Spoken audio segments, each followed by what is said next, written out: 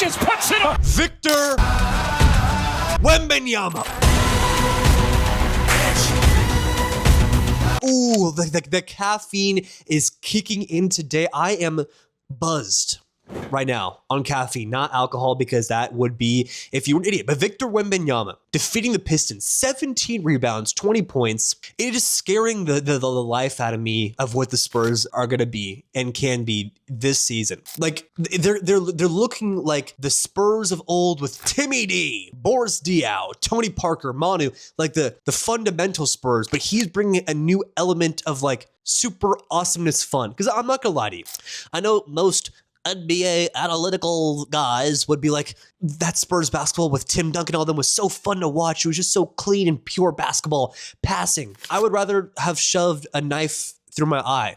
It was just so, for me, it was great basketball, but it was just so boring. There was no like flair. And I get it. I'm in the minority here because that is what basketball really is supposed to be. It's supposed to be beautiful. It was an art form. It was like one of the guys that walk around a museum with their hands behind their backs and go, oh yes, darling.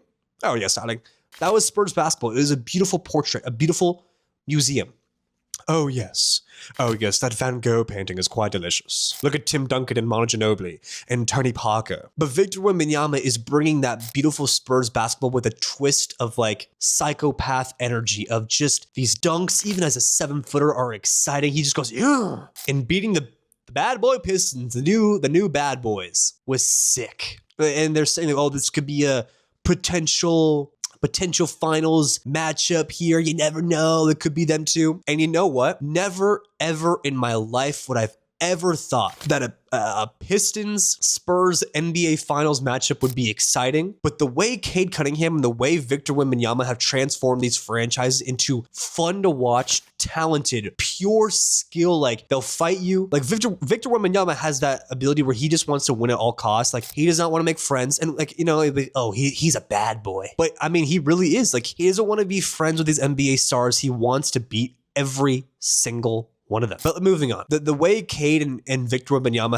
have transformed these franchises from a little bit of irrelevancy since they both used to be pretty damn good. They both were pretty good. And to revive the souls of both of these franchises is just different. It is so awesome, and I'm genuinely so unbelievably excited to hopefully see them play in the finals this year. Like, don't you love seeing like not the same classic teams go back to back? Like we want that like NBA sort of like March Madness feel where it's like random college can beat random college, blah, blah, blah, anything can happen. I want to see Spurs Pistons because we never would have thunk it. Past tense of think. We never would have thought about this. Like, be honest, 5 years ago, if someone time traveled and said the Spurs will play the Pistons in the NBA Finals, you would have been like, yeah, the mental facility is that way. But now it's realistic. It probably will happen. It just shows anything is possible. And Wemby and Cade Cunningham have shown that. Listen, man, I love Shai Gilgeous-Alexander. I just lied to you. I don't love him. Sometimes watching him play makes me want to just bang my head against my wall 55 times, watch him go, reffy hit me in the back, ref. But you have to admit, he is a top 3 player in the NBA. You have to be honest with yourself. Top 2. He's insane. He's absolutely unguardable. As much of a free throw merchant he is, he's unguardable. But I have a bone to pick. With you, Mr. SGA, and the NBA analyst. Jaylen Brown should be the MVP. I'm sorry. I'm going to be completely honest. If you took Jaylen Brown off the Boston Celtics right now, they would be like horrifyingly terrible. This is coming from a Celtics fan who loves, oh boy, do I adore Peyton Pritchard. Oh boy, do I love Derek White half the time when he's not shooting and launching 55 threes from deep. Yeah, I love both of them. I surely, and I truly do deep in my soul. But if you took Jaylen Brown off this team, they would be so bad. So bad. You watched that Celtics-Lakers game a couple days ago, and that was just cinema. I was like literally like shaking my boots how happy I was watching this. I was like, the best rivalry in sports. They had Austin Reeves. They had Luka Doncic and LeBron versus Jaylen, Derek White, and Peyton Pritchard. And you look at that, you put those 3, trios on paper and you go, okay, well, clearly, a team with LeBron, Luka, and Austin might be a little bit better. But the star elevation, I don't even know what those two star elevation. I don't even know, but what Jaylen Brown has done to this team has made that trio like the guy is a leader. He's a leader amongst men, a genius, a savant, a connoisseur, an entrepreneur. Jaylen Brown he's a star. He's a star. He's a superstar. He's a top 2 player in the NBA right now. I'm going to say it. I might be scared to say this, guys. I'm scared. But Jaylen Brown is the best player in the NBA right now. Yeah. Nope. He is. You might have Stephen A. Smith go, blasphemous! Scream. Say things he doesn't believe for controversy, but I actually do believe that Jaylen Brown is the best player in the NBA. The Celtics are the 2nd seed in the East, and without him, they would be clawing for the 8th seed. Not even they would without Jaylen Brown. You take off SGA from the Thunder, no, they wouldn't be a top 3 seed, but they would still be afloat. They would. Chet Holmgren, as much as I hate him, Chet Holmgren is not that bad. Pay me to say that.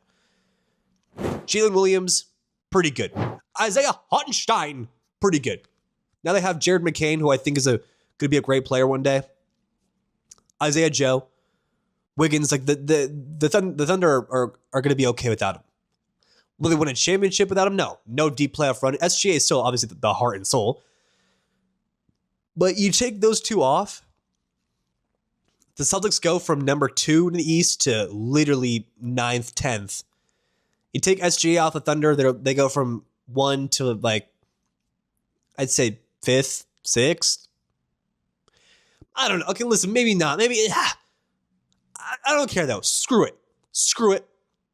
Jaylen Brown should be the MVP. The way people were talking about him and the Celtics of they should just tank this year, Tatum being out, they're going to be the worst team of the year. They're going to be blah, blah, blah, blah.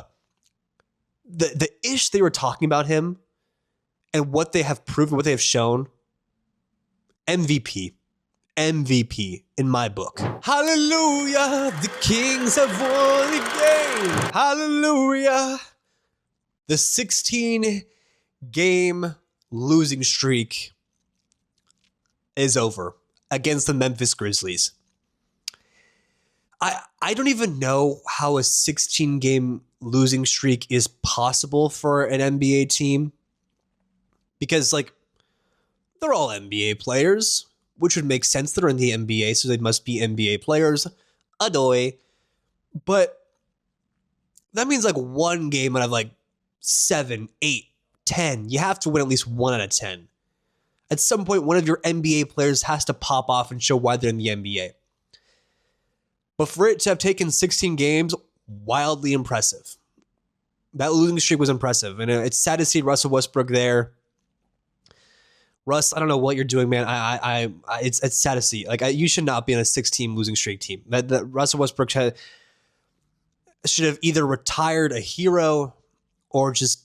I wouldn't be mad if he ring chased to the Thunder at this point. I wouldn't be mad, or the Pistons or Celtics. I don't care. I wouldn't have cared. He deserves a ring so badly. He shouldn't be there. And Kings fans should not have to deal with this. No NBA franchise should have to deal with this. And this is why, guys, tanking is a good thing. Because if it wasn't for tanking being allowed, the Kings would be a 30 losing streak team forever if they weren't allowed to tank and hopefully get a player number 1 pick in the draft. This is a pure example as to why tanking is necessary. So if you're one of those people that thought, tanking is bad for the NBA, people shouldn't be purposely losing.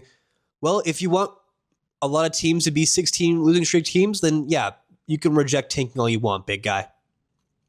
You can do all the tanking rejection ever, but this is the byproduct. Again, I'm getting these big words, man, of what happens when you don't want teams like this. This is not good for the NBA. At least when they're tanking for a year or two, at least you know in the back of your mind, okay, they're tanking for a reason because they'll eventually get better through a draft pick. So at least the Kings have some hope of drafting the next 7-foot, 55-foot demigod from I don't know what country, and hopefully he'll come save them. But Sacramento Kings fans, hold on. Please hold on.